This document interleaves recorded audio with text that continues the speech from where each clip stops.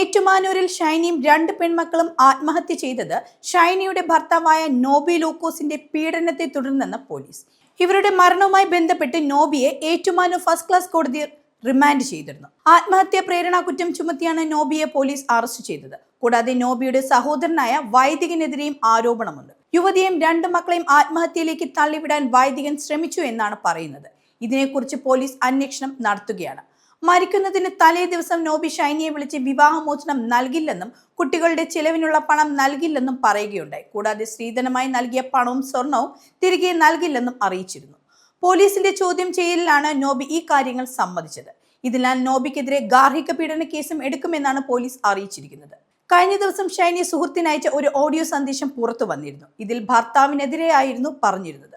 ഭർത്താവ് വിവാഹമോചനം നൽകുന്നില്ലെന്നും അതിനുവേണ്ടി സഹകരിക്കുന്നില്ലെന്നും പറഞ്ഞിരുന്നു. കൂടാതെ ജോലിക്കായി പലതവണ ശ്രമിച്ചിട്ടും കിട്ടിയില്ലെന്നും പറയുകയുണ്ടായി.